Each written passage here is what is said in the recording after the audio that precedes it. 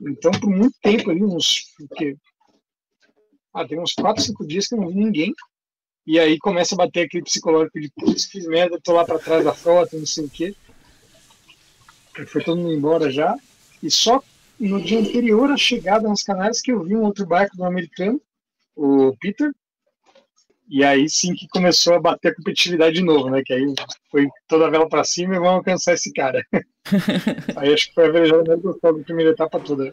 De Lisboa até as Canárias, foram 3 dias de descida com 20 nós de vento, o barco voando no 10, 10, 10, 10, fazendo mais de 200 milhas por dia. Foi um absurdo. Foi uma velejada das mais, se não a mais legal que eu fiz na vida.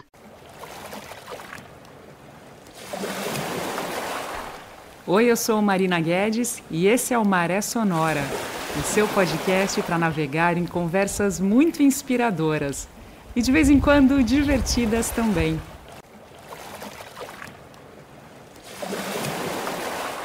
Três, dois, um, hoje é dia 7 de março. Olha só, hoje é aniversário do meu irmão Rafael, que mora lá na Nova Zelândia. Rafa, um beijo gigante de parabéns. Tentei te ligar para falar parabéns, não me atendeu, mas amanhã a gente tenta. Deve estar dormindo já lá. E o bate-papo de hoje vai ao ar, na verdade, vou conferir agora o dia certinho. Vai ao ar no dia 24 de março. Então, não, minto, vai ao ar no dia 17 de março. Olha eu pulando uma etapa. O convidado de hoje fez uma travessia aí muito legal, final do ano passado. E eu estou muito contente que ele topou participar. Jonas Muro Gomes, seja super bem-vindo ao Maré Sonora. Valeu, muito obrigada por topar participar aqui hoje. Marina, obrigado pelo convite, vamos lá. Jonas, sabe que a primeira vez que eu ouvi falar do seu nome foi pelo Instagram e na época foi um outro assunto muito legal que rolou no passado de um projeto voltado à qualidade de vida das pessoas com Alzheimer. E aí eu cheguei até o Edgar Martínez, lá na Espanha, lá em Barcelona, e você apoiou o projeto deles, né? Como é que foi isso? Eu achei tão legal, que deixa eu dar os parabéns por isso, na verdade. Caraca, que barato. Acho que foi uma pessoa que chega a mim pelo projeto e é muito legal ver que tem esse interesse por trás do... tá dando certo, no fim das contas. Isso foi um negócio muito legal. O Edgar é um cara muito bacana lá de Barcelona, toca esse projeto Velas para Alzheimer, né? Que é um projeto que oferece atividades náuticas e a profissionalização náutica em várias áreas, desde a parte de navegação mesmo até a parte de trabalhos em fio de vidro, manutenção de motores, etc., para pessoas com Alzheimer ou as famílias, né, de pessoas com Alzheimer. E o projeto funciona a todo vapor lá em Barcelona, o pessoal é bom, e eles tinham base no mesmo local onde era a base de treinamento dos Minis em Barcelona, a base Mini de Barcelona, da Fundação Náutica de lá. E então o que acontecia é que a gente chegava lá, e tinha todo aquele projeto por trás ali no mesmo espaço, e aí o Edgar chegava para todos os velejadores novos fazer a Transat e tal, e oferecia, cara, vamos fazer uma parceria aí, a gente trabalha no teu barco, fazer pintura de fundo, reparos em fibra, e vai por aí afora, instalação de eletrônicos, etc., um piloto automático reserva foi instalado por ele, e aí você leva as nossas cores aí para mim Transat, que é uma regata internacional grande, né? Então aí o segundo ano de campanha foi todo com os adesivos lá do Velas para Alzheimer pela França e depois no Transat em si. Foi muito legal, os caras me ficaram muito com o serviço que eles fizeram e tudo ficou muito bom. Foi muito legal, foi um bate-papo super emocionante que você sabe que vai ter desdobramento em breve. Eu tô para ir lá para Barcelona, mas eu não posso queimar a surpresa ainda, mas em breve te aviso. Que legal, que show. Tô super feliz, é um querido e muito bonito. Tem um episódio com ele Foi ao ar ano passado. Depois eu confiro o número. Caraca. Emocionante, assim. A gente conversou, foi um portunhol engraçado. Ele falou em espanhol, meu espanhol é vergonhoso. Aí a gente conversou, mas ele contou do trabalho. É muito bonito, realmente é inspirador, assim, a iniciativa, né? Legal demais, legal demais. Putz, indo para Barcelona, aviso pra... Já te posso os contatos da galera lá e mando uns abraços via você. Opa, maravilha, maravilha. Tô caçando pauta aí, vai ser sensacional.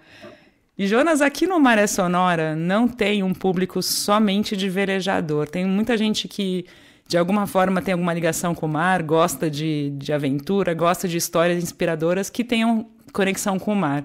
Então, para essas pessoas que não são do universo da vela, eu queria te pedir para falar um pouco da sua trajetória, que eu estava lendo, você quase nasceu a bordo, né? Você quase veio ao mundo num veleiro. Como é que é a tua trajetória? Bom, já tem um bocado de historinha antes de toda essa maluquice no Transat. Bom, basicamente, eu não nasci no veleiro eu nasci em São Paulo, capital, e aí teve que esperar 1 mês e meio para descer a serra para formar ouvidos, né? Mas assim, deu 1 mês e meio que tinha falado, meu pai já me trouxe aqui para Ubatuba para velejar a primeira vez, bebezinho ainda. E a gente sempre esteve muito perto do mar, como família, né? O meu pai e a minha mãe se conheceram em mergulho, né? E logo ficaram sabendo das viagens do pessoal da família Schurman, eu e o Wilfredo, e mais várias, né? E com o tempo acabaram desenvolvendo um sonho de querer morar a bordo e fazer uma volta ao mundo de veleiro. Por exemplo, se mudaram para Ilhabela, construíram um barco, estavam tudo preparando. Eu nasci no meio do caminho, minha irmã também. E eles colocaram uma data para sair no começo dos anos 2000, né? Para sair para viajar de volta ao mundo. Só que, uns poucos anos antes, acho que foi 2000 mesmo, a minha mãe faleceu, repentino, e coração, um negócio que ninguém esperava, pessoa jovem, 38 anos e Nossa. Tudo mais, e foi do nada. E aí meio o sonho foi pro terra, né? O meu velho vendeu, e aí fez uma decisão que foi importantíssima, que foi não voltar para São Paulo. A nossa família toda é de São Paulo capital, né? Então, no fim das contas, ele ficou meio sozinho, entre aspas, em Ilhabela, cuidando da gente, né? E foi essa decisão de ficar em Ilhabela que influenciou depois, porque a gente ficou em Ilhabela um bom tempo, né? Aprendi a velejar por ali, corremos regata, meu pai vendeu o barco para fazer a viagem, mas continuou na vela ali, correndo a regata com os amigos, e nessas apareceu para ele uma oportunidade de fazer uma subida de costa lá para o que, 2003, 2002, alguma coisa assim, com amigos.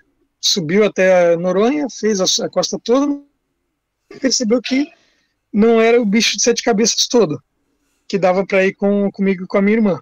E a gente, nessa altura do campeonato, já estava cobrando ele de ir viajar, quase. Para você ter uma noção, ele foi procurar um barco de regata para comprar um sócio dele, né, o Ladislau, que era com quem ele tinha aprendido a correr regata. E aí começou a procurar o barco e tal, e levava a gente junto. E tudo que é barco que a gente entrava, a gente já virava e falava, nossa, essa vai ser minha cama, esse vai ser meu quarto, putz, a gente não pode viajar com ele e tal. Isso barco de regata pelados, sem absolutamente nada dentro. E numa dessas ele achou um barquinho para comprar, que não estava tão pelado assim, né? Era um Schaefer 31 chamado Fandango. Barquinho rápido, marinheiro, mas que tinha um interiorzinho que dava para fazer um cruzeirinho, né? E comprou esse barco com o Ladislau, ficou uns anos com ele, depois comprou na metade do Ladislau do barco para a gente viajar. Esse Brasil com o Fandango, fomos até Noronha, ficamos 1 ano e 2 meses morando a bordo, e aí voltamos para a ilha, vendeu-se o Fandango, ainda ficamos uns aninhos correndo a regata com ele, com o Ladislau de novo, mas no fim das contas vendemos ele para trocar para um barco maior, para fazer outra viagem de cruzeiro que foi a volta no Atlântico. A gente vendeu então o Fandango, comprou um Fiat 410, a travessura, e aí subimos a costa do Brasil toda com ele, fomos para o Caribe, ficamos 5 meses no Caribe, depois atravessamos o Atlântico para os Açores, depois para Portugal, e voltamos de Portugal via Ilhas Canárias. Deu quase 2 anos de viagem isso daí. E a trajetória geral foi isso daí, foram essas 2 viagens que eu acabei aprendendo a velejar por ali e acabei descobrindo o que era essa regata mini Transat no caminho também.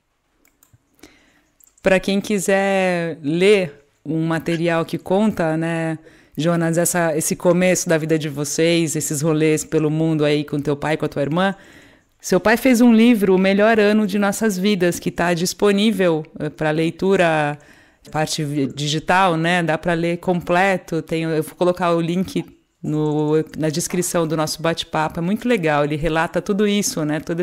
O comecinho, o sofrimento todo, depois o resgate. É muito bacana a leitura. Dei uma olhadinha assim. Meu velho foi espetacular nessa época daí, o livro é bem legal, relata bastante coisa do que foi passar por tudo isso e depois dar a volta por cima que ele deu, né? Dei muita sorte com ele. E na verdade são 2 livros, Mariano. Tem o Melhor Ano das Nossas Vidas, que está disponível online de graça, inclusive via link no meu Instagram também. E tem um segundo livro que ele fez da segunda viagem, que foi chama Travessuras no Atlântico. Ah, que legal. E esse ainda não está disponível online. Honestamente, eu não sei muito bem onde achar ele hoje. Acho que deve conseguir encontrar em Livraria Moana, ou que é um sebo náutico online, não sei nem se existe mais. Mas ainda deve ter algum jeito de achar as cópias físicas. Ah, maravilha. Se até o nosso bate-papo ir ao ar, você lembrar um link aí para endereçar a galera, seria bacana complementar isso aí, porque eu acho que vai gerar muita curiosidade, né? A gente deixa vamos ver se dá certo de colocar, então, mais para frente o link. E Jonas, então, o seu nome nas redes sociais, Jonas 3 no Mundo, é por conta... Vem dessa época. Ah, tá. Eu queria que você falasse, então, essa criação, porque no Instagram você tem esse nome e onde mais? Olha, basicamente Instagram, no fim das contas. O 3 no Mundo, na verdade, era o nome que o meu pai colocou no projeto da primeira viagem, né? Seria eu, ele e a minha irmã, por aí, né? Todo mundo. E tinha um blog, acho que até dá para acessar ele até hoje. Se procurar 3 no Mundo Blogspot, era o blog da viagem. Tem todos os diários de bordo das 2 viagens. Vocês encontram online também.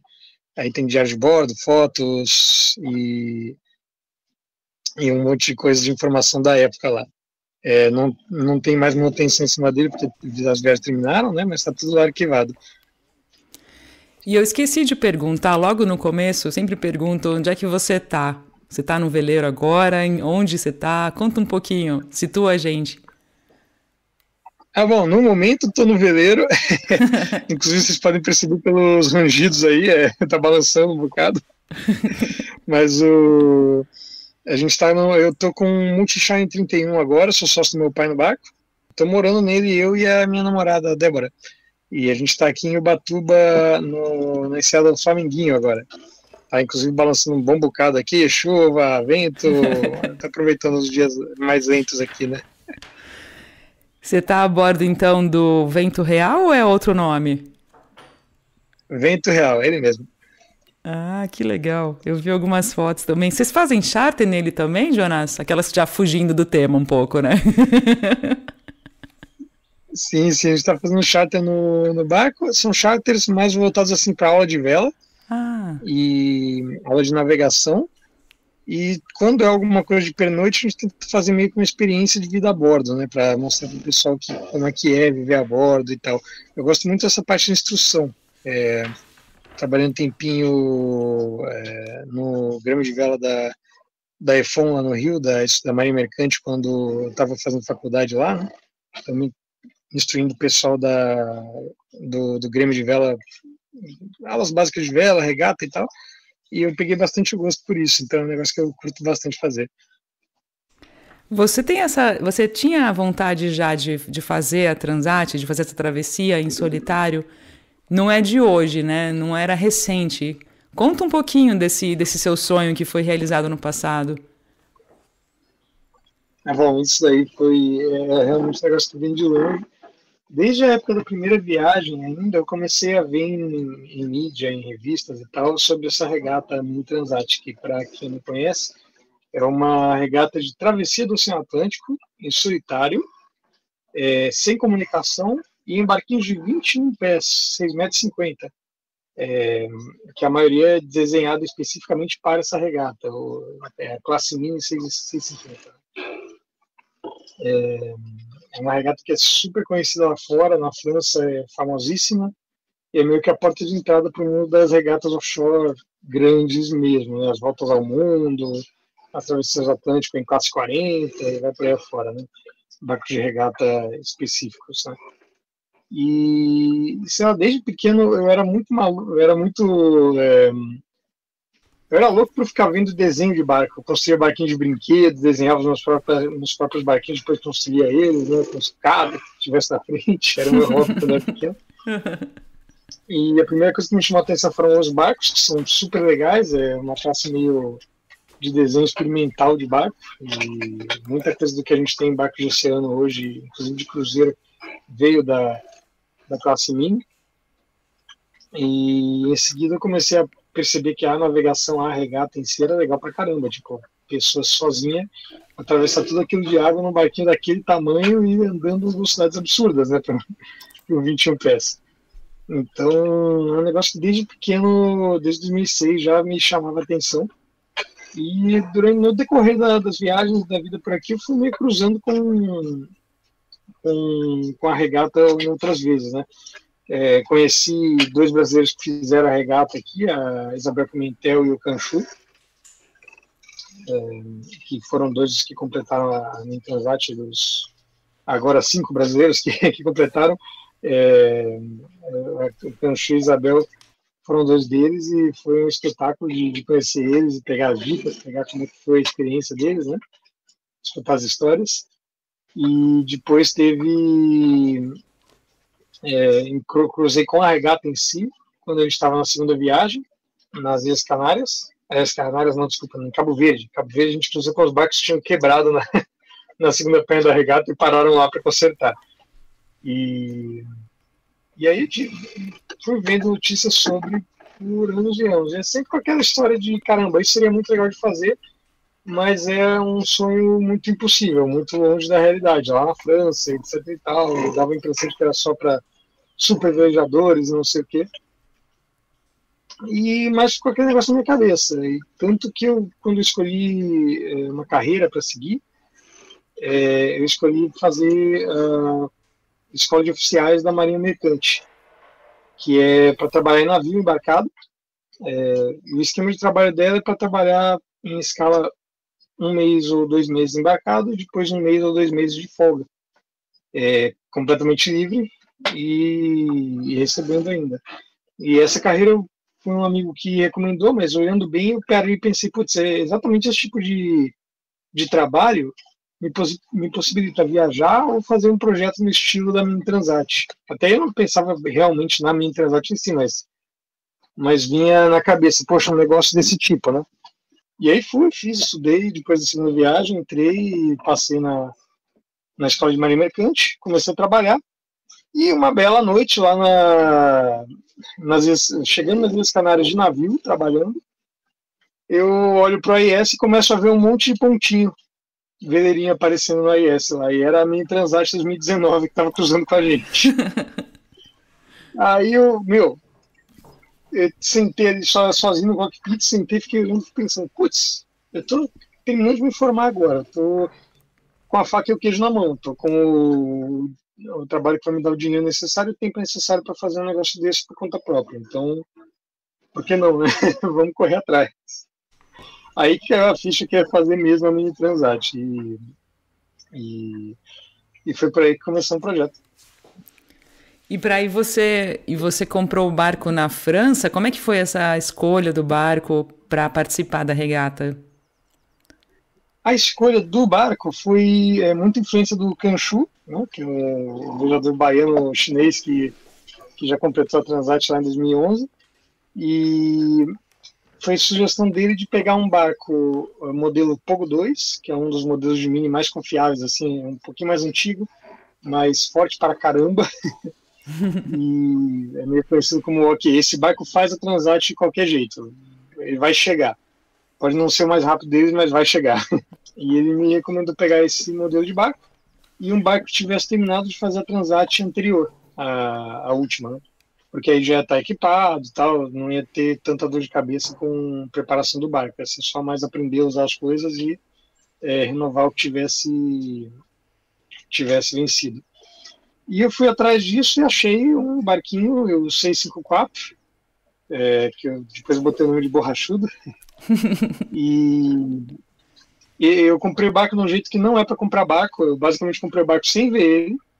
Eu estava embarcado num navio na costa do Brasil e fechei negócio, eu paguei o sinal Caramba 4 para o dono do barco que estava em Barcelona e o barco estava em Guadalupe.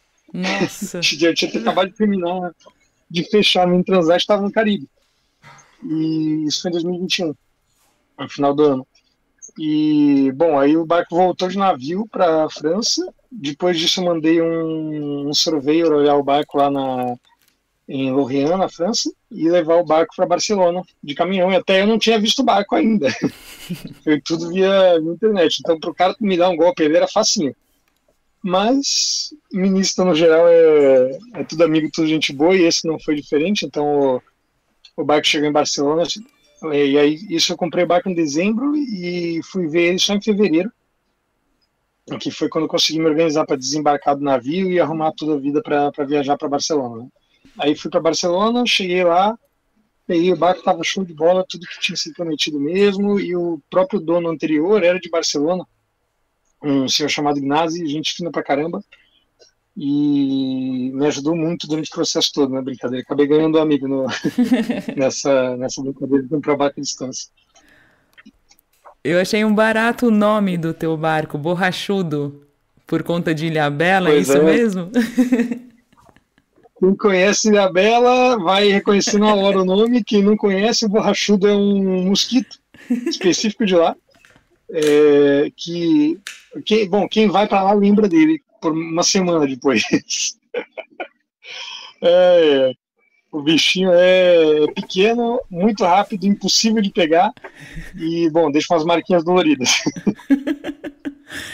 Me diz uma coisa, tá assim Ilhabela ainda? Mas uma época uma galera falou que tinham feito um trabalho para diminuir a quantidade de borrachudo. Continua essa delícia de situação ou não? Como é que tá? Ilhabela é assim, tem as manhas do lugar, né? Então teve uma época que realmente não iam muitos borrachudos, na época que faziam alço macês e tal, só que isso acaba tendo um impacto ambiental não muito desejado em outras áreas também, né? Então deixaram de fazer isso, e aí, claro, os borrachudos voltaram a tomar conta dos lugares mais afastados. O centro de Ilhabela ainda é bem tranquilo, em matéria de mosquito e tal, de borrachudo. E o segredo com eles, na verdade, é que os borrachudos têm horário, né? Onde eles pegam mais, que vem realmente aquela nuvem de borrachudo, olha para você e fala, a gente come agora ou leva para casa? Isso é de manhã cedo e final de tarde, né? E principalmente em lugares mais afastados com água doce, como cachoeiras e praias que tem algum córrego, algum riozinho, e as praias mais afastadas em geral. Então o segredo é meio assim, vai nesses lugares durante a tarde, né? Final da manhã e meio da tarde, e final de tarde corre de volta para o centro, ou se você estiver de barco em algum lugar mais afastado, você se enfia no barco e fecha as telinhas de tule na entrada e nas gaiutas, né? Então tem técnica, mas usando as técnicas você sofre pouco. Eu tava pensando aqui, eu acho que borrachudo tem algum trauma com fotógrafo, né? Porque são os horários mais bacanas de fotografar, né? Paisagem e fotografia de natureza, né? Com a troca de luz, deve ter rolado alguma coisa no passado que hoje em dia eles se vingam de fotógrafo, não é possível? É bem capaz, é bem capaz. claro, nessas horas dá para ir nos lugares ainda, só que você tem que ir com calça, camiseta de manga comprida e meia. E eles passam ainda, né? Impressionante. Não, meu pai conta uma história que ele foi mergulhar em Castelhanos uma vez e foi com um grupo e eles iam dormir lá, né, de um dia pro outro. E aí chegou no final de tarde, começou a encher de borrachuda e eles fizeram uma fogueira na praia para espantar eles, né? Não funcionou. Aí, desesperados, o pessoal já colocou a roupa de neoprene e foi dormir de roupa de neoprene, né? Nossa. Daí a pouco, eles começaram a sentir os bichos picando por cima da roupa de neoprene. Eles iam na fogueira, esquentavam o bico, voltavam, derretiam o neoprene e picavam. Eu acreditei nessa história até uns 10 anos de idade, depois que comecei a pensar, não, peraí. Eu fiquei imaginando a cena agora nos correndo. Que figura! Brincadeiras à parte, são pesados. Quem tá lá há um tempo já acostumou, e acostumar quer dizer, na verdade, se resignar, né? Que vai tomar as picadas mesmo e é isso mesmo, mas vale a pena. É verdade. Mas eles são um pouco os guardiões da ilha também, né? Porque mantém um pouco a turistada excessiva fora. Ô Jonas, falando da Mini Transat um pouquinho mais, você fez a travessia em quanto tempo? Conta um pouquinho como é que são as características em relação a outras regatas mundo afora de longas distâncias. Eu queria entender um pouquinho melhor sobre a Mini Transat. Bom, a Mini Transat em si, ela é legal contar um pouquinho de história dela, na verdade. De onde que ela veio e qual que é a ideia base dela? É fazer uma regata de oceano a sério que seja ainda acessível para todo mundo, para quem puder se organizar e correr atrás de um projeto, mas não é algo que é voltado para profissionais nem nada assim. É um primeiro passo para chegar lá no nível profissional, mas ao mesmo tempo qualquer um pode fazer. Você vê de tudo que é tipo de perfil de gente correndo lá e fazendo a regata. Ela começou em 77. Teve um senhor inglês, skipper de delivery, chamado Bob Salmon, que na época correu uma regata que existia chamada Ostar. Existe até hoje, na verdade. Que era a regata de travessia do Atlântico em solitário que existia na época. Foi a primeira delas. Inclusive foi uma regata que fez grandes nomes, tipo Eric Tabarly, francês, né, que ganhou a regata e essa regata da Ostar, né? Começou com toda a febre da vela de oceano na França. Só que na época que o Bob Salmon corria, lá para 76, 75, a regata já estava muito profissionalizada. Então você via gente só com patrocinadores imensos, barcos imensos, chegaram a correr com um barco de 100 pés nessa regata aí de travessia do Atlântico solo. Era um negócio meio aberto geral, só que só tinha chance quem tinha um orçamento imenso, né? Então estava meio se fechando ao público normal. E aí o Bob pensou, putz, como é que eu deixo isso mais acessível? Reduz o tamanho dos barcos, porque aí vai reduzir o orçamento também, né? Diretamente. E aí ele montou em 77 a primeira regata, que saía lá da Inglaterra, com uma parada nas Ilhas Canárias, e ia terminar em Antigua, no Caribe, limitado a barquinhos de até 6,5 metros. E a partir daí fez um baita sucesso. A cada 2 anos, desde 77, foi feita a regata sem parada. Depois foi montado todo um circuito em cima dela, de qualificação e tal. Enfim, foi evoluindo a parte qualificatória para chegar na regata. E a regata em si hoje segue sendo solitário, uns 6,50 metros. Foi criada um monte mais de regra de construção do barco para ele ser seguro, né, os mini 650, para fazer uma travessia assim. Eles são muito mais rápidos do que na época. E sai da França, de Les Sables-d'Olonne, vai até as Ilhas Canárias. Esse ano passado parou em La Palma, e depois para uma das ilhas do Caribe. No caso, o ano passado foi Guadalupe, o ano que vem também vai ser. Então são mais ou menos 10 a 11 dias de regata na primeira etapa, e depois uns 20 dias, ou um pouquinho menos, para atravessar o Atlântico das Canárias até o Caribe. No meu caso, eu fiz 11 dias na primeira e 17 na segunda, então foi bem legal. Você falou no começo do seu trabalho na marinha mercante, em navios grandes. Como é que foi essa transição? Como é que você usou essa experiência completamente diferente, em uma embarcação enorme para um barquinho de 6,5 por 3 de largura? Olha, na verdade, eu acho que a transferência de experiência mais importante não foi nem do navio pro mini, Marina, foi do veleiro pequeno pro navio. Que é engraçado, no navio a gente faz tudo muito por instrumento, você não sente o barco, né? É impossível sentir um barco de 300 metros de comprimento. Você tem que ficar sempre de olho em um monte de instrumentação, indicador de ângulo de giro, GPS, vai para fora, né? O que eu peguei muito, foi muito útil do navio, foi plotagem rápida em carta náutica, porque outra coisa da Mini também, para reduzir custos e manter um pouco como escola de navegação, a regata tem algumas limitações. Então, comunicação, você não tem nenhum tipo de comunicação com terra, inclusive internet. Então, a parte de meteorologia você tem que aprender sobre e analisar boletins via rádio. E a parte de navegação é tudo com GPS sem mapa e carta de papel para plotar. E isso daí eu fazia bastante em navio. Algumas empresas aqui no Brasil ainda usam carta de papel como um backup de navegação. Então, por exemplo, a entrada de porto em alguns navios eu ficava plotando posição em carta, 2 posições a cada 5 minutos, uma de GPS e uma de radar. Isso acabou me dando uma facilidade danada com plotagem de posição durante a Transat e as regatas qualificatórias, que acabava sendo muito rápido para mim para verificar onde eu estava, né? Mas a navegação astronômica também, que eu estudei na Marinha Mercante, a gente também tem que saber fazer para mim em Transat, tem que comprovar que sabe fazer durante a qualificação. No fim das contas, acabei só usando o que eu já tinha aprendido na Marinha Mercante.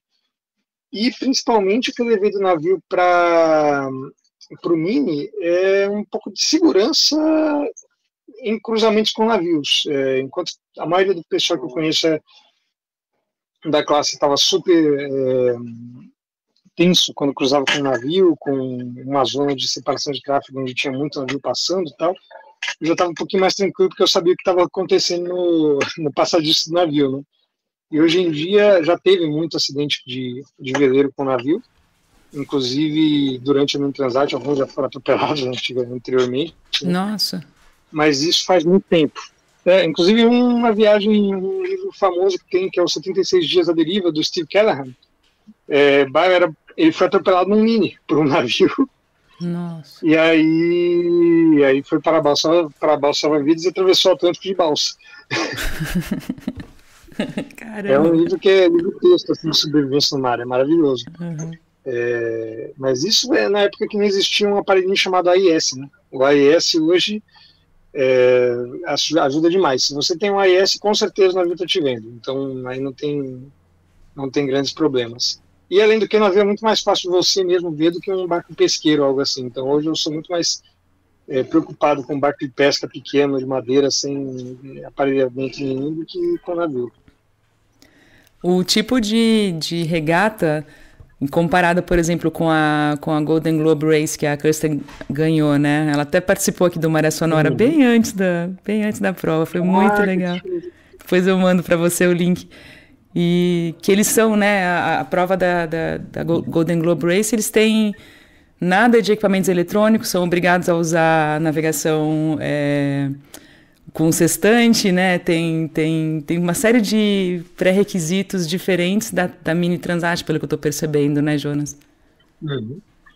Sim, a Golden Globe é uma reedição da original, da primeira regata de volta ao mundo, né? No solitário. E eles tentam fazer tudo do mesmo jeito que era na época. Então eles são bem mais... limita bem mais nessa parte de instrumentação, de navegação que você pode levar, mesmo tipo de barco e tal. A Mini já é feita pensando numa escolinha para as classes maiores de regata de oceano de hoje, né? As classes 40 e Moca 60. A maioria do pessoal que faz a Vendée Globe hoje, quando eu digo a maioria, eu quero dizer uns 80%, ou mais até, são ex-ministas. Então a galera do Imoca 60, dos Maxi Trimarans de regata e tal coisa, a absurda maioria começou na classe Mini. Então, eles ensinam, ainda tem um pouco dessa base do limitar a comunicação, do limitar a informação que você recebe a bordo, para você precisar mesmo analisar o que você está vendo, né, em volta de você. E a parte do uso de carta em papel também, para você saber operar com carta de papel e ter ela como um backup mesmo quando se mover para classes mais avançadas. A parte de navegação astronômica a gente tem que saber, mas não é obrigatório de fazer plotagem com ela na travessia. A gente leva a assistente também como backup, mas no geral não é usado. Você nem usou, enfim, então? É um bocadinho menos restrita. Não, eu usei, foi na qualificação, porque você tem que comprovar que você sabe usar, e tem a qualificação da Main Transat, na verdade, é um processo muito legal. E numa das travessias que você tem que fazer qualificatórias, você tem que fazer 2 plotagens astronômicas, né? 2 pontos estrela, e aí registrar tudo e mostrar, enviar para a classe depois para eles analisarem, ver se está fazendo certinho, né? Mas durante a regata em si, não. E durante a travessia, Jonas, você consegue saber onde é que estão os outros barcos? Como é que é a ligação com as outras embarcações que estão também na regata? Então, não, você não consegue saber onde eles estão, na verdade. Como a gente não tem nenhum tipo de comunicação com a internet, a gente também não tem o tracker dos outros barcos. Então, é muito interessante, porque você vê, saber de outro barco é só no visual ou quando você pega eles no AIS, que tem um raio de detecção de outros minis, no caso, né, de umas 10 milhas estourando. Então, se o cara não tiver a 10 milhas de você durante a travessia, você não vai nem saber que ele está ali. Você também não sabe como está a sua posição durante a regata, se você está em primeiro, se você está em último. E então é um negócio bem interessante uma experiência bem interessante de você só saber como é que você foi mesmo no final. Você tem que sempre estar dando o seu 100%, porque você não sabe como é que está o resto da frota, né? E um negócio muito interessante isso também é que, por exemplo, isso vai afetando a tua cabeça também durante a regata. Na segunda etapa, eu tive uma primeira semana muito boa, porque eu estava com barcos em volta o tempo todo. O vento estava bom para o meu barquinho, um pouco mais antigo, né? E os barquinhos mais antigos da classe, no geral, têm uma vantagem nos ventinhos mais fracos, médios, e quando o negócio aperta mesmo de popa, aí os barcos mais modernos são um pouco mais preparados para isso. Então, durante a primeira semana, eu estava sempre com barcos em volta, amigos, com conhecidos que estavam correndo ali também. Então, sempre tinha alguém com quem comparar, e sempre tinha alguém com quem que eu queria alcançar, né? Então, a primeira semana foi ótima, eu cheguei a estar top 3 da segunda etapa.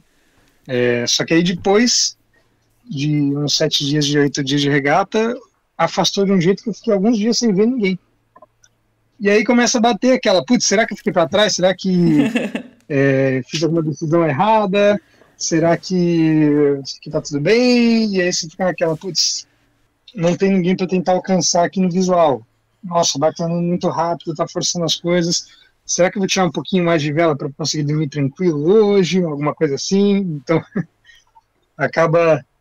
você acaba tirando um pouco de pressão competitiva da cabeça, e aí fica uma pressão de não quero quebrar o barco, ou algo assim. E conta um pouquinho da rotina, como é que era, você dormia, como é que você se organizava na alimentação, banheiro, coisas básicas que a galera deve estar curiosa para saber. Tá bom, velejante solitário, longa distância, sempre qualquer coisa é um pouquinho mais complicada, né? Então, banheiro. O Mini Transat não tem banheiro, é na base do balde mesmo. Então, é aquele glamour da navegação oceânica. Você tentar se equilibrar no balde para fazer o que precisa fazer e tacar fora. Tudo isso com o barco andando a 10 nós e chacoalhando. A alimentação, basicamente, na parte de... A gente, para a regata, levava basicamente comida liofilizada, né, desidratada, que são vários pratos diferentes que vêm em saquinho desidratado. Você tem que ferver água, jogar dentro do saquinho e esperar uns 10 minutos com o saquinho fechado e depois comer. Não é exatamente um restaurante 5 estrelas, mas quebra bastante o galho, é menos ruim do que eu esperava. E a vantagem desse tipo de alimentação é que ela é muito compacta em matéria de volume e é leve também, está desidratada. Então, no fim das contas, para um barquinho pequeno como o Mini é importantíssimo. Então tinha isso daí, você tinha meio que achar um momento que estava mais tranquilo a navegação para fazer. E aí o sono. O sono eu acho que é a grande pegadinha do negócio todo. E a parte mais difícil e mais perigosa da navegação solitária, eu acho que justamente a falta de sono e o problema da fadiga, né? Basicamente a gente não consegue dormir muito tempo, porque você tem que estar de olho em volta no que está acontecendo, outras embarcações, outros navios passando, nas regatas mais curtas da qualificação, por exemplo, é ainda mais perigoso porque você está perto de terra, né? Então você desce para dormir 20 minutos, mais ou menos, bota um alarme, depois de 20 minutos esse alarme te acorda, você levanta aí tentando não acordar 100%, mais ou menos como quando a gente vai no banheiro no meio da noite, sabe? Que acorda, mas não acorda. Vai sonâmbulo, né? É basicamente isso. Você tem que tentar manter esse modo sonâmbulo assim, e aí verificar instrumentos, AIS, visual em volta, relógio de velas. E se o barco ainda está estável, andando bem, beleza, você volta, bota mais 20 minutos e segue assim a noite toda, tentando pegar o máximo de sono possível. Eu digo a noite toda, mas não é necessariamente só a noite também, né? Depende de pessoa para pessoa. No geral, a orientação é tentar dormir sempre que o barco estiver estável. Então, estabilizou o rumo do barco, o piloto está tocando bem e tal, a vela está bem regulada e o vento não está rondando demais. Ok, tentei dormir. E sendo dia ou sendo noite. E aí, nessa, 20 minutos, acorda, mais 20 minutos e vai assim.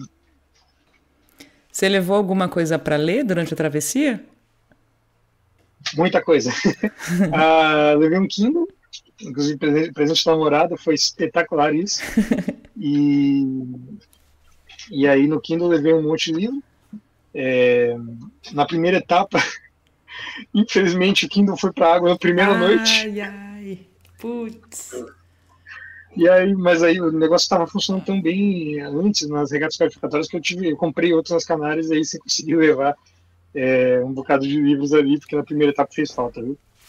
E aí eu li, principalmente, acho que o que eu mais gostei da travessia foi o livro da Tamara Klink, o Nós, né?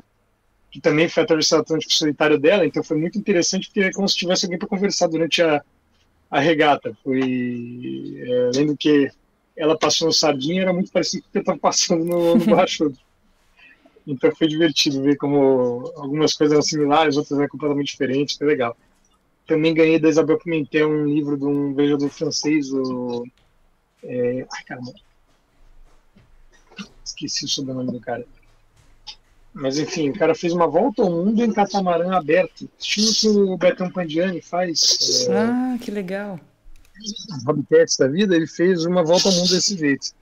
Em cruzeiro, né, ser comparadas. E baita viagem, e depois que terminei esses dois, aí ataquei de livros técnicos mesmo, li um manual de meteorologia inteiro, enfim, teve bastante tempo para ler, especialmente depois da primeira semana. Eu estou fazendo aqui, minha ideia aqui no Maré Sonora, Jonas, é começar a conversar com mais e mais escritores, donos de editoras, enfim, promover a leitura de uma forma geral. Então, tem rolado podcasts sobre livros que tem alguma conexão com o mar. Aí por isso que eu achei legal pedir essas dicas para você agora. O que a galera pode ler, o que você recomenda.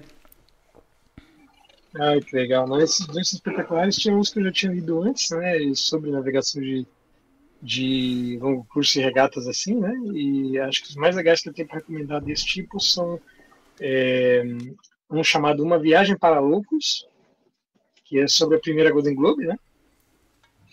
E também sobre a primeira Golden Globe, o livro do Bernard Moitessier, O Longo Caminho, que é um clássico dos clássicos da navegação offshore. Eu tô aqui na minha frente com o livro do Gerard Janichon sobre o Moitessier, que é Deuses e Dragões, né, na verdade, que ele escreveu uma biografia do Moitessier, que eu quero ler. Em italiano, preciso praticar mais italiano, vai ser o próximo da lista aqui. Tem um outro livro específico sobre o Mini Transat também, só que é em francês, não tem tradução. Mas se alguém tiver o francês aí na mão, vale a pena. Chama Les 40 ans de la Minute Transat, os 40 anos da Mini Transat. É de 2015, se não me engano, e conta em detalhe toda a história da regata, os causos, as aventuras, do ponto de vista de um cara que era jornalista, que cobriu a regata por vários anos e também fez a regata depois. Ele ficou na cobertura, chegou uma hora que não aguentou e falou, vou fazer eu mesmo isso. Que massa. E aí, mas não é focado na história dele, esse livro, é focado na história da regata mesmo. E, nossa, um monte de relatos legal, é espetacular. Só que só tem francês.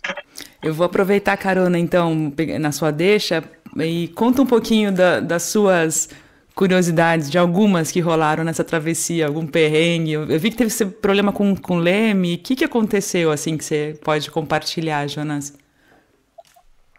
Putz, de perrengues e aventurazinhas, teve várias.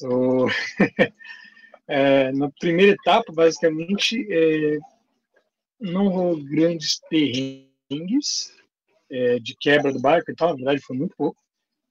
Basicamente perdi, um balde quebrou, uma antena de VHF voou, e foi isso que quebrou na primeira etapa, então foi ótimo nesse ponto. Mas não era o balde do banheiro, né? Não era o balde do banheiro. Não, era o balde de serviços gerais, graças a Deus. Pô, se fosse do banheiro, os serviços gerais ia virar banheiro, não tem jeito. Mas fazer o quê? Por isso que você leva 2 baldes, para o banheiro reserva. Mas na primeira etapa, na verdade, foi mais perrengue de navegação e, apesar de não ter quebra, teve bastante aventura para contar também. Na segunda noite, ou primeira noite, eu acho, já teve, não foi comigo, foi com um colega de outro barco que estava na área, que o cara teve um problema na mastreação lá, o top subiu, o barco velejando subiu no mastro em solo, né? Avisou todo mundo em volta que estava subindo e tal, para ficarem de olho nele, e foi subindo, e quando ele estava lá em cima, deu um problema no equipamento de escalada dele e soltou. Nossa. E ele caiu, queda livre, e foi parar na primeira cruzeta, na segunda cruzeta do barco. Nossa. Conseguiu se agarrar ali e descer, se machucou um pouquinho, mas podia ter sido muito pior, e seguiu o baile, então... Caraca, essa foi a aventura da primeira noite ali. No segundo dia, teve também uma outra amiga que quebrou uma parte do barco lá, o cabo que segurou o glopeiro do mini para baixo, né? E aí eu tive que ficar... Como eu era o barco mais próximo, ela deu um toque para mim que ela ia descer na água para resolver. E aí levou um rádio e eu fiquei em stand-by de rádio e AIS olhando o barco dela, para ver se estava tudo bem enquanto ela estava na água. Ela parou o barco, desceu, resolveu o problema lá, subiu de volta e deu tudo certo.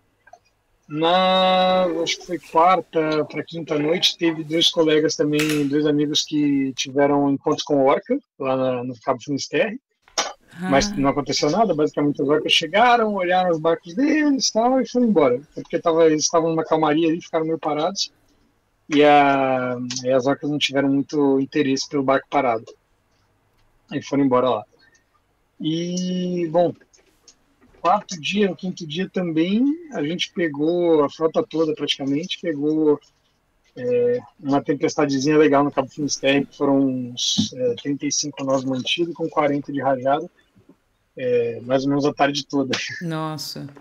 E no 21 pés, com 4 metrinhos de onda, você imagina a situação, né? Uma máquina de lavar. E aí você vê que os minis são os barcões, feitos para aguentar isso daí e aguentar tranquilo. Eu baixei o terceiro riso na mestra, enjoei e fiquei ali aguentando de terceiro riso um tempinho até o vento de dar uma diminuída para 20, 25 de novo, aí botei de novo para cima outra vez e fui embora. Mas foi a aventura da primeira etapa, acho que foi essa tempestadezinha. E durante a tempestade saiu voando minha antena de VHF, que também queria dizer que o meu AIS ficou prejudicado. Tinha uma antena reserva, mas ela ficava em nível de convés. Então aí eu perdi um bocado do alcance do AIS e, consequentemente, não conseguia ver outros minis em volta. Se não tivessem a 2 milhas de mim, eu não estava vendo. Então, por muito tempo ali, tem uns 4, 5 dias que eu não vi ninguém. E aí começa a bater aquele psicológico de putz, fiz merda, tô lá para trás da frota, não sei o quê. Foi todo mundo embora já. E só no dia anterior à chegada nas Canárias que eu vi um outro barco do americano, o Peter. E aí sim que começou a bater a competitividade de novo, né? Que aí foi toda a vela para cima e vamos alcançar esse cara. Aí acho que foi a velejada mais gostosa da primeira etapa toda. De Lisboa até as Canárias, foram 3 dias de descida com 20 nós de vento, o barco voando, andando a 10, 10, 10, 10, fazendo mais de 200 milhas por dia. Foi um absurdo. Foi uma velejada das mais, se não a mais legal que eu fiz na vida. Uau, você vai rápido, um barquinho de 6,5 vindo a essa velocidade, caramba, com essa média de milhas por dia, uau, que legal. E isso que o meu é um barquinho antigo, de série, dos mais, assim, convencionais deles. Os protótipos tem barco desse daí que faz mais de 20 nós. Uau. O que significa o número, Jonas, 654 no teu barco? Isso é o número de registro na classe. Então, desde que foi criada a classe Mini, em 94, eles começaram a registrar os barcos, né, que eram construídos para correr a Mini Transat, para fazer o circuito deles, né? E eles davam, a cada barco que se registrava, dava um número, né? Então, o meu é o 654, é um barquinho mais antigo, hoje já está para lá do... Acho que está chegando 1100 o registro da classe. E tem um vídeo que você fez se despedindo do Borrachudo. Você então passou adiante? Como é que foi essa decisão? Já era planejado desde o começo do projeto, né, mas foi fogo. O Borrachudo foi o primeiro barco, né? E comprar um barco e aprender e fazer um negócio desses nele e logo no primeiro barco marca muito. Mas é o ciclo de vida do Mini, no fim das contas. Se alguém compra ou constrói o barco para fazer uma Mini Transat, faz a campanha, qualifica, aprende muito.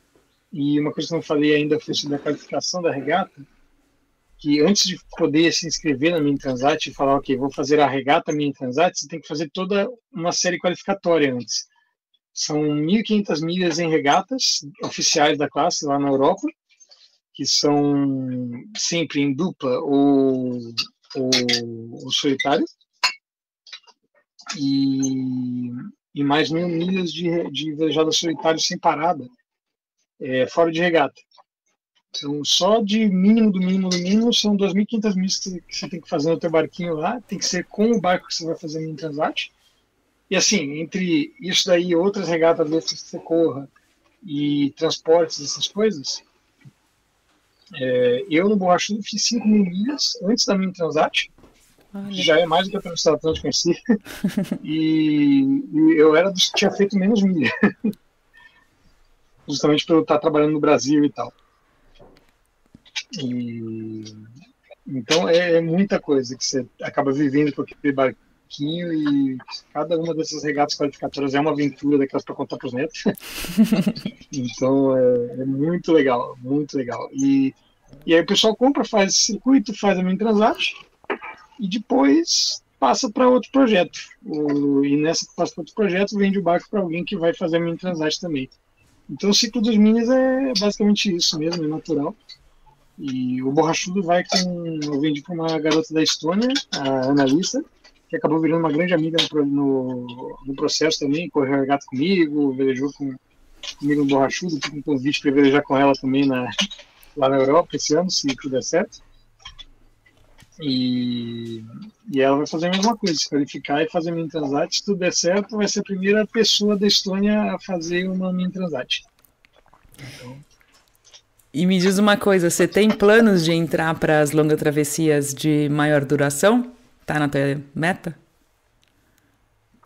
A princípio, como meta, não. É algo que é engraçado para mim. Para muita gente lá na classe, muitas das pessoas que eu conversei, muitos amigos, a Mini Transat era como um degrau, né? Uma escadinha para você entrar nas outras classes. Então o pessoal estava sonhando com VD Globe, sonhando com Volta ao Mundo Classe 40, sonhando com Classe Fígaro, que são as grandes, né, as famosas, e a Mini Transat é um primeiro passo no processo. E para mim não, eu sempre sonhei foi com a Mini Transat mesmo, eu nunca nem cogitei que fosse possível fazer uma regata como uma Vendée Globe ou algo assim. Hoje eu vejo que é, mas uma vez que você sai e faz uma regata dessas, as portas se abrem absurdamente. Mas eu não sei se eu estou com vontade de entrar por essas portas, porque o sonho sempre foi a Mini Transat. Eu ainda estou meio descobrindo, sabe? Ao menos esse ano eu sei que eu não vou correr para nenhuma classe muito maior, nada assim. E honestamente, eu se agora for só aproveitar a vida e cruzeirar por aí, não vou sair da vela, claro, não vou sair de viajar longe com um barco, porque isso eu gosto. Mas não necessariamente precisa ser regata. Quem sabe alguma hora, mas a princípio não tem nenhum plano para isso, não. E falando em planos, o que você tem pela frente, então? Você falou um pouquinho, o que você pode antecipar? Bom, por hora eu estou morando a bordo, né? Feliz pra caramba com a minha companheira aqui, a Débora. E a ideia é continuar preparando o nosso barquinho aqui, que é um Multichan 31, e viajar sem destino, né? Não sei se a gente vai fazer uma volta ao mundo ou algo assim, são coisas que eu prefiro deixar rolar. Eu sei que a gente vai estar morando a bordo e querendo viajar longe, e na hora que der vontade de ir para algum lugar, a gente vai. E o teu pai, onde é que tá agora? Ele tá no mesmo barco? Tá em outro barco? O meu pai tá vivendo a vida doidada, tá adorando. Basicamente, ele tá assim, no verão daqui do Brasil, ele tá no Brasil visitando a namorada, a Carol, a minha irmã, né, ou a gente mesmo aqui no Ventre Real, ficando com a gente um bocadinho. E no verão europeu, ele pega e sai daqui do Brasil para fugir do inverno, pega um motorhome em Portugal e fica rodando ali por Portugal e Europa de motorhome. Ele começou com isso no passado, foi até muito legal, porque ele foi até sábado longo com o motorhome para ver a largada da Mini Transat, e tava lá e foi legal demais. Que barato. Ô, Jonas, você sabe que está previsto aí um bate-papo com o Cabinho. Esse barco que você tá, ele foi construído pelo Cabinho? O barco foi projetado pelo Cabinho. O Multishine 31 é uma evolução do famosíssimo Multishine 28, né? É um projeto Cabinho e ele foi construído por um senhor chamado Sérgio, em Santos. E o barco tá um primor, é espetacular. É aquele barquinho de cruzeiro que é um tanque de guerra. Claro, comparado com o mim, não é exatamente uma Ferrari, mas ao mesmo tempo é um barco extremamente confortável pro tamanho dele, que, nossa, eu olho para ele e falo, esse barco vai para qualquer canto. Então, é um show. Que você... Eu sou fãzaço do Cabinho, espetáculo. Acompanho os projetos dele desde criança e acho demais. E o que você perguntaria para ele se eu te deixasse esse espaço aí, uma ideia de comentário? O que você gostaria de ouvir dele para esse bate-papo? Caraca, essa... Nossa, tem tanta coisa que eu gostaria de perguntar pro Cabinho. Ia dar um papo de 1 hora. Mas eu acho que eu tenho curiosidade de saber, talvez, qual seja o projeto que ele mais se orgulha até hoje, porque ele tem trocentos projetos espetaculares e, ao mesmo tempo, tem barcos maiores que são, como projeto em si, fenomenais, e tem barcos menores que possibilitaram muita gente sair viajando por aí e ir longe, né? Então, talvez, qual é o projeto dos barcos dele que ele mais tem orgulho e por quê? E deixar uma provocaçãozinha para ele aí, se não tá a fim de projetar um mini para construção caseira, não. Maravilha. Acho que talvez seja um lado para levar a classe para frente no Brasil. Deixar acessível. Então, combinado. Eu vou incluir aí na minha lista de perguntinhas para fazer para ele. Vai com certeza endossar o bate-papo de uma forma muito bacana. E agora para o pessoal aí, para os apoiadores aqui do Maré Sonora, a parte bônus do bate-papo, a última perguntinha derradeira dessa conversa de hoje, que é o seguinte, Jonas. O que você aprendeu dessa experiência? Na verdade, 2 perguntas, vamos lá. O que você aprendeu dessa experiência, né? Como é que você se vê depois dessa prova aí em solitário? E o que você faria de diferente se você tivesse que fazer uma outra? Ano que vem, por exemplo? Bom, vamos lá. A primeira pergunta é um pouquinho mais fácil, a segunda eu vou ter que colocar em perspectiva algumas coisinhas.